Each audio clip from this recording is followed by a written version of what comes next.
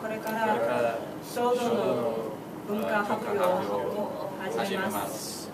よろしくお願いします。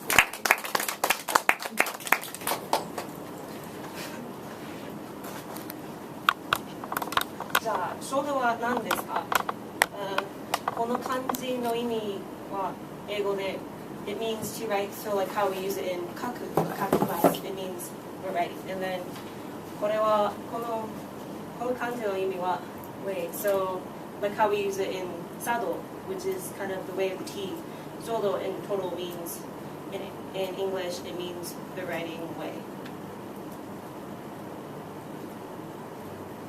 So I'm going to be talking a little bit about Zen Buddhism and Hitsuzendo. Hitsuzendo is actually a different type of style than what we did, but I think it's worth noticing because it's kind of have the same concepts and it's also related to Zen Buddhism, and just as the one we did is also related as well.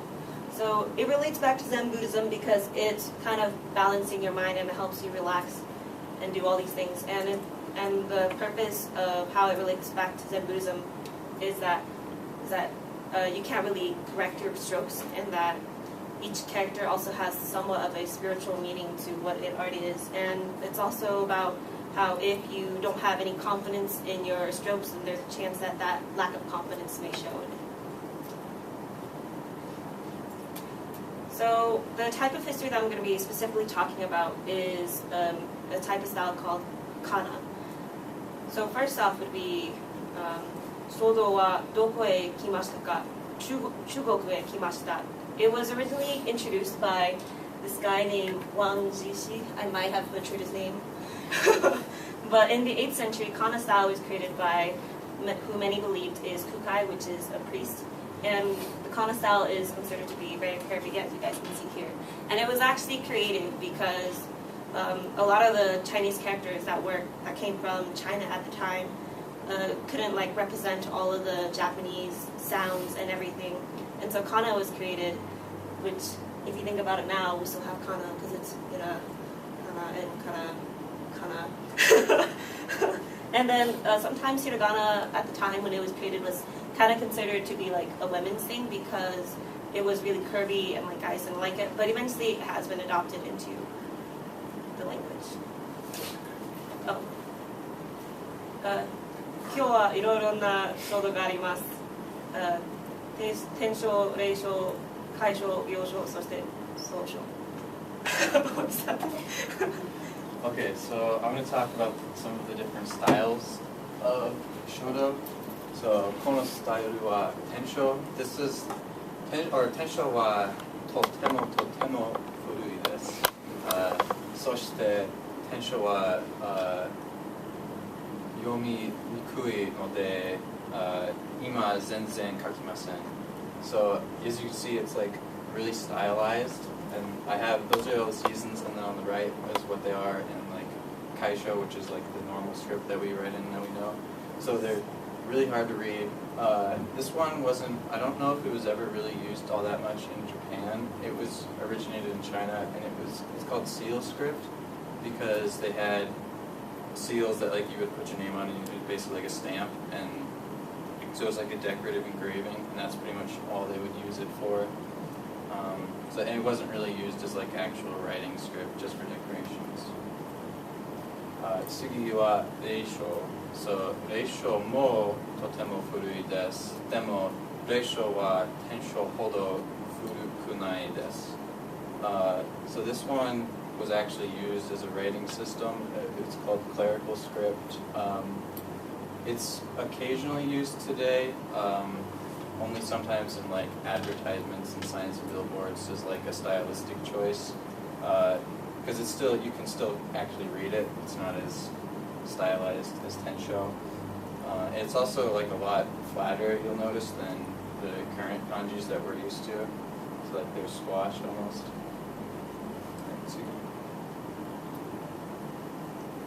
So これは楷書。So 楷書は一番スタイルです。This is like the most common. This is what we did in our workshop. This is also like when you're learning shodo, this would be the first one that you would be learning because it's the most structured. have to like pay attention to all the stroke order and everything. And like this is like closest to what we learn when we learn the actual kanjis, because it's the most structured. And then there's gyosho. So gyosho is semi-cursive script. So it's more flowy. You don't have to be as structured with like stroke order, so you can combine strokes into multiple ones. This is like sort of what you would use like if you were taking notes and you had to, because you can do it faster because it's not as structured.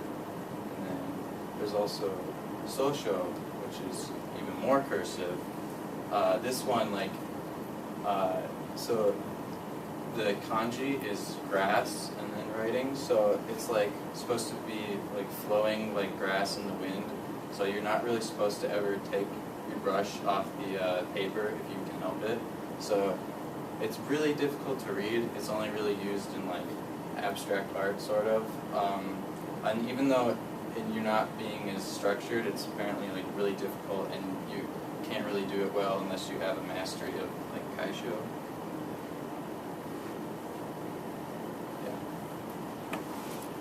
And then there's also modern style, which is like even more abstract. Like this one has water on the thing. I don't know, it's almost shuroi desu ne.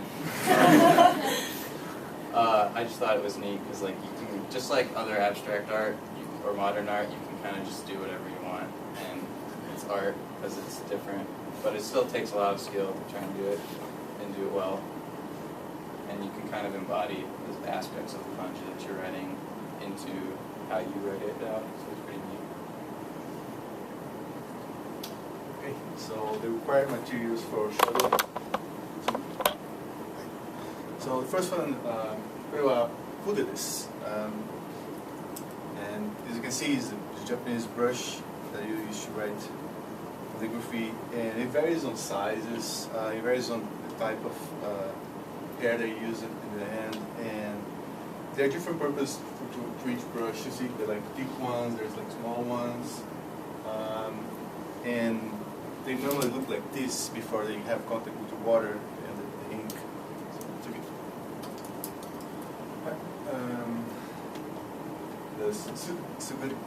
So Suzuri is the inkstone, and the inkstone is really important because it holds the ink and it lets you control the amount of ink that you have in your brush.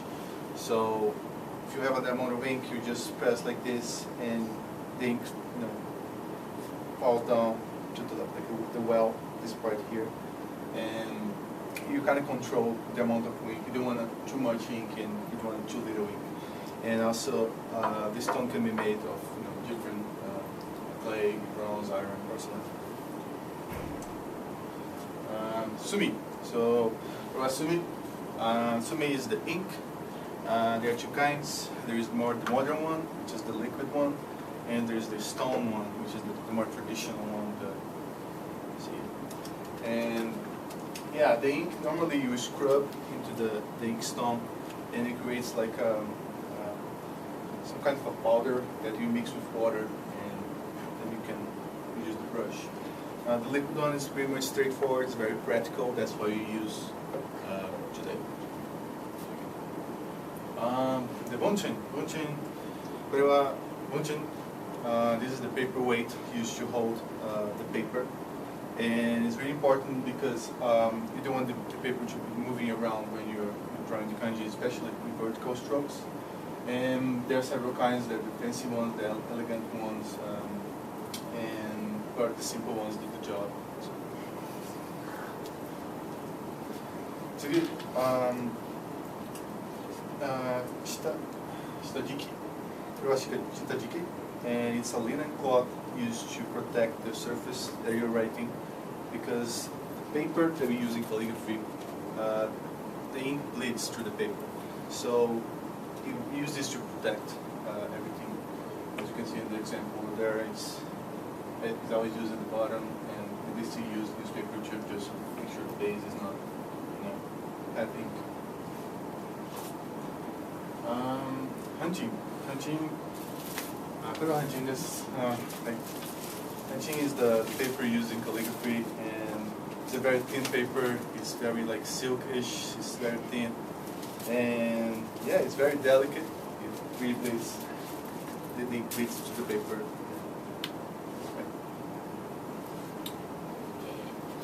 これが主の主には絵の意味は皆さん読んでください。横が縦が羽、右羽、左笑い、左羽、右笑い。So these are the 8 different strokes of Eiji Hapyo, which is the name of the kanji when you're talking about shoda specifically. They're important because they're 8 basic strokes, so it's the easiest kanji for beginners to learn with. Although there are more strokes, each kanji that you do in shodo has at least 1 or more full strokes. So, 今、リさんをデモンストレーションを始めます。座るとき、背はまっすぐ。Make sure you don't sit with your back to the back of the chair. You sit in the middle of the chair. 右手、筆を持ちます。左手、紙を持ちます。リさんのdominant hand は左手でも右手を書きます。墨がないとき、すすりはたくさんの墨があります。Make sure you get enough on the brush, but not too little, so it would make the strokes look bad. And make sure you sit with your feet apart.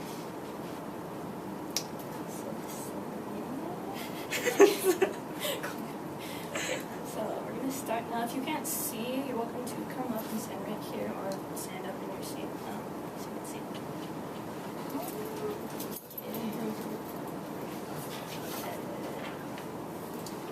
Okay, so 最初は10です。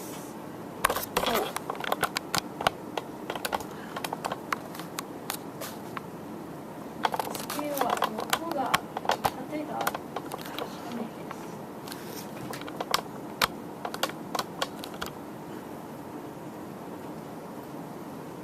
Make sure you regulate ゆっくり。金先生とか金先生は本当ゆっくり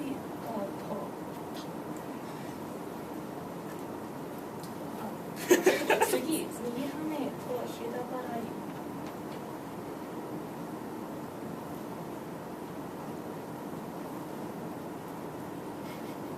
とってもゆっくり。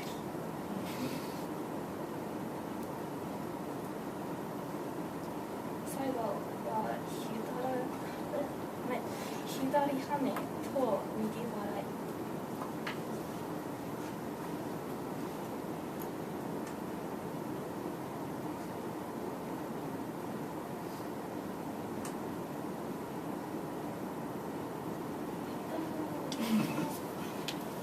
And then we have some examples of our kanji that we did to show you guys. Yeah, these are the ones that we did in like the workshop.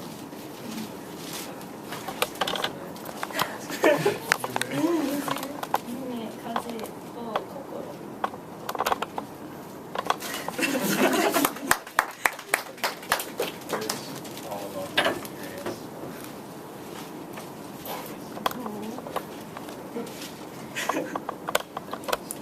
これで書道文化発表を終わります。ありがとうございました。